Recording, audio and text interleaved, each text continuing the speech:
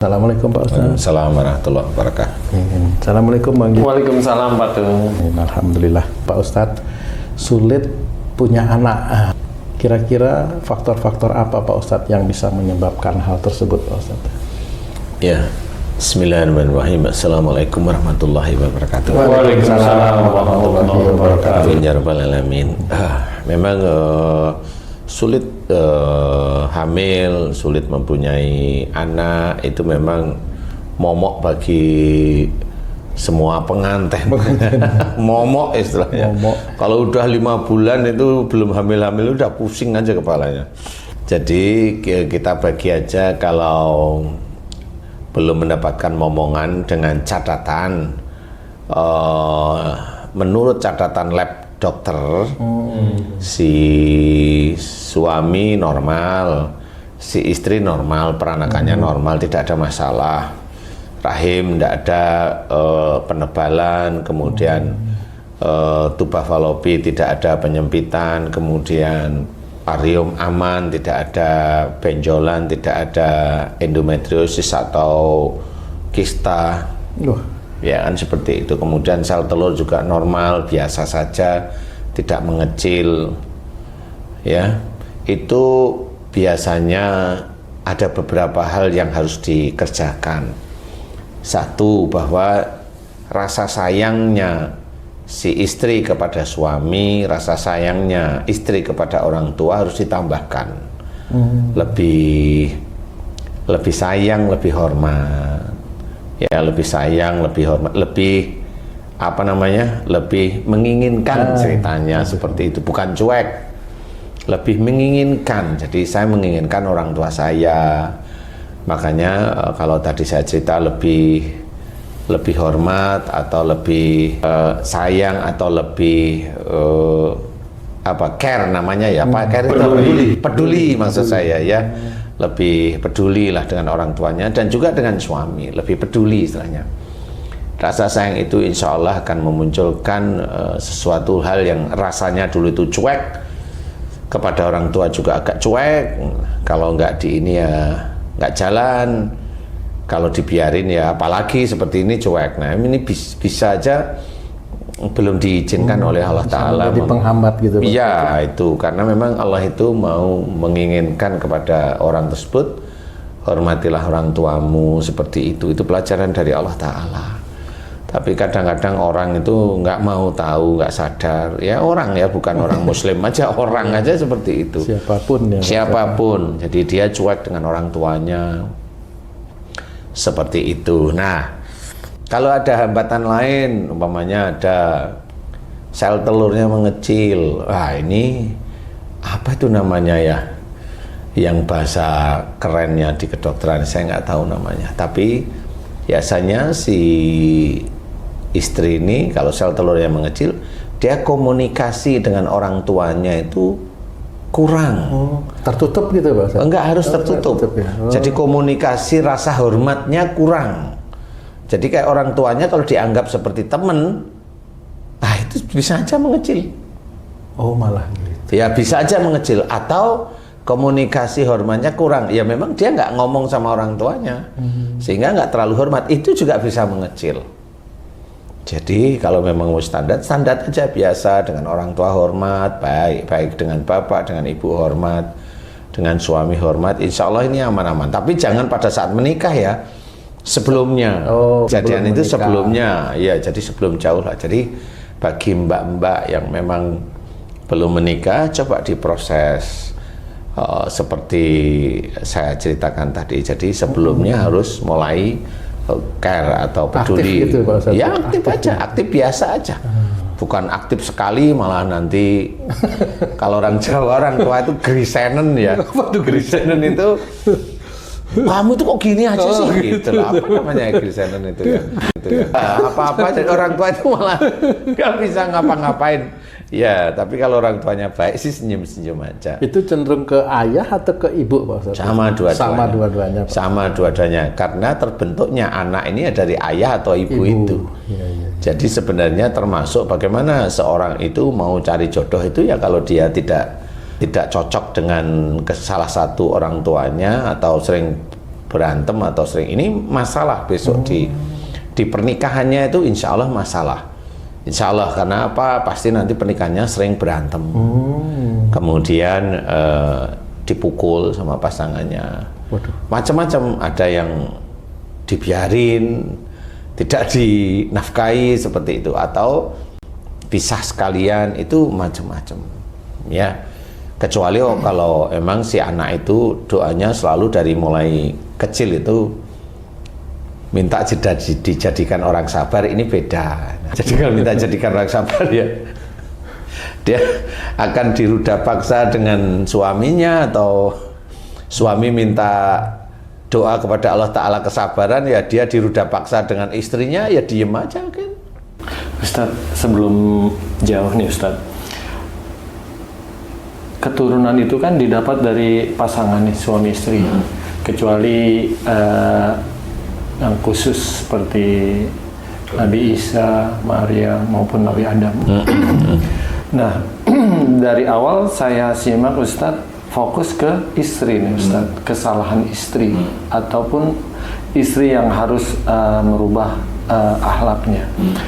Ada nggak penyebab sulitnya keturunan ini didapat suami Ustadz? Ada. Seperti apa tuh Ustadz? Varikokel, jadi pembengkakan pada, maaf ya, pada buah zakar itu juga akan sulit, karena sperma yang ada di daerah situ akan mati terus-menerus karena panas, varikokel. Jadi kalau teman dokter itu harus dioperasi. Nah, persoalannya setelah dioperasi bisa apa enggak, nah itu nggak tahu.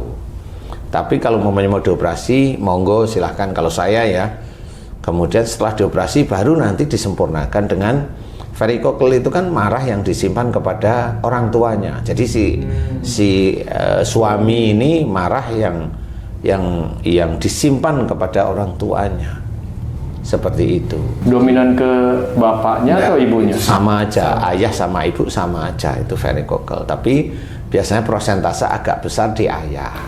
Agak besar ya, tapi menurut saya anggap sama aja. Jadi seperti itu, varikokel itu ya. Kemudian ada yang spermanya itu, kalau sperma encer aja tidak ada persoalan. Sperma yang agak beku, agak liat, cairannya itu agak solid gitu ya? Agak solid, agak kental itu juga masalah. Tapi kalau encer sih kayaknya tidak ada masalah kalau memang spermanya bagus istilahnya. Ini ada Ustadz, netizen nih, spermanya mati Ustadz. Itu sebabnya kenapa tuh Ustadz? Ya itu mati sejak keluar dari pabrik. Sperma mati itu biasanya diawali dari rasa menolaknya dengan orang tua. Nggak tahu gimana caranya. Umpamanya begini nih, umpamanya Haji C nih, umpama kan Haji C sudah punya istri, sudah punya anak, ini yang umpama nih. Pura-puranya Haji C itu nikah gitu kan. Punya istri lah, belum punya anak, kemudian dicek spermanya mati gitu. Nah, itu bisa aja begini, menolak orang tua itu saya anggap seperti ini. Haji C nggak tahu, ini tanyain sama orang tua, nolak nggak? Bingung Haji C pasti. Tapi kalau ketemu menolak ya gini. Nah, biasanya saya jelasin nolak itu seperti ini. Umpamanya Haji C itu sejak kecil tahu ayahnya tidak menafkahi ibunya dan Haji C dan keluarganya. Nah, itu nolak biasanya. Jadi udah nolak ayahnya. Dibilang marah enggak, tapi benci, dendam sama ayahnya. Itu biasanya mati spermanya. Seperti itu. Jadi sperma mati bisa dari situ, dari pabriknya bisa. Dan itu agak lebih sulit karena dia harus memohon ampunan kepada ayahnya dan juga minta ampun kepada Allah Ta'ala. Itu harus istiqomah, harus continue gitu. Nah, yang paling sulit itu sebenarnya adalah salah kepada orang tua. Itu lebih sulit sebenarnya. Makanya pada saat dia ingin punya anak, kemudian dia punya seperti itu dengan orang tua, menolak, istilahnya benci, dendam, karena tahu dengar cerita ibunya itu ditelantarkan sejak Haji C kecil mamanya, padahal masih punya adik-adik 3 mamanya. Jadi bayi itu udah ditinggal. Haji C kan ingat, jadi dari situ tuh memang Haji C kelihatan diem, tapi di sini tuh benci sekali. Nah, itu namanya menolak orang tua ceritanya. Nah, itu bisa mati. Spermanya bisa mati beneran. Jadi bukan karena kekurangan gizi, enggak. Enggak. Itu haknya Allah. Kenapa? Karena pada waktu itu Haji J menolak ayahnya. Sehingga Allah berhak untuk mematikan agar Haji J itu besok itu kalau ketemu sama dokter spermanya mati. Nah, dokternya itu bisa cerita, "Oh, ini kamu itu dulu menolak sama salah satu orang tuamu umpamanya." Jadi ingat, kayaknya apa dengan ayah? Kenapa ayahmu? Ayah saya meninggalkan ibu saya sejak saya kecil gitu. Nah, itu bisa. Itu namanya menolak orang tua. Insya Allah seperti itu, Ji. Jadi tadi kan proses dari wanitanya kan, belum ke laki-lakinya. Oh iya. Iya, ya kan? Siap. Ya, jadi insya Allah seperti itu. Jadi itu harus dimohonkan ampunan kepada Allah Ta'ala. Si wanita juga sama tadi, momennya sel telurnya mengecil, dia harus perbaiki hubungan dengan ibunya, khususnya ibunya ya. Ovarium atau sel telur itu berhubungan dengan ibu. Kalau rahim itu berhubungan dengan ayah. Kalau rahimnya itu menebal, ini berarti dia dengan ayahnya itu agak sering cerewet gitu. Walaupun sebenarnya kalau anak itu katanya minta perhatian, tapi dia bukan minta perhatian, dia memang cerewet, nyerewetin ayahnya gitu. Kalau nyerewetin ibunya belum, Ji.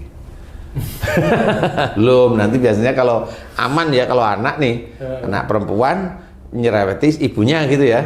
Nah, ini kalau dia dititipi oleh Allah Ta'ala anak, berarti besok masalahnya tidak di situ itu. Besok masalahnya di macam-macam. Bisa kanker, bisa dengan suaminya itu berantem seperti itu. Jadi dititipi ujian oleh Allah Ta'ala itu macam-macam. Apalagi umpamanya si anak cewek ini sayang sekali sama suaminya, ditunggu nanti. Pasti masalah. Biasanya itu seperti itu. Jadi sesuatu yang berlebih itu bikin masalah biasanya. Karena yang berlebih itu harusnya kepada Allah. Betul ya, Ji ya? Yang berlebih harus pada Allah. Yang berlebih harusnya ibadah kita. Yang berlebih adalah tauhid kita. Nah, kalau berlebih kepada dunia, entah itu istri, entah itu suami, entah itu anak, nanti ujiannya lewat situ. Berlebih dengan harta, berbangga-bangga, nanti ujiannya lewat situ. Insya Allah seperti itu. Jadi harus mohon ampun kepada Allah, meminta maaf kepada orang tua, kemudian baru hal yang lain. Jadi istilahnya terus continue ada. Kalau memang rahim itu urusan dengan bapak, ya minta maaf dengan bapak. Kalau memang ada kista di dekat rahim, ya itu berarti urusannya dengan bapak, menyimpan marah. Ada kista di ovarium berarti menyimpan marah dengan ibu. Seperti itu. Kalau di saluran tuba falopi itu menyempit ya, itu berarti komunikasi dengan ibu agak tertutup, agak tidak nggak lancar lah. Dia mencoba untuk tidak. Nah, biasanya kenapa seperti itu? Biasanya nih anaknya ini sering disalah-salahin sama ibu, sehingga akhirnya dia nggak mau, dia nutup komunikasinya. Insya Allah kalau memang itu sudah dikerjakan, istiqomah, khusyuk pada Allah Ta'ala, mohon ampunan, ya insya Allah nanti Allah menitipkan momongan lah, bayi yang baik seperti itu. Nah, itu hal-hal tersebut harus diketahui bahwa melalui ajaran agama Islam insya Allah bisa. Kalau hanya doa saja, nah kalau doa saja itu macam-macam nanti. Doa minta diberi anak, nah, itu kan memaksa Allah ya. Jadi kita istilahnya kurang adab lah istilahnya.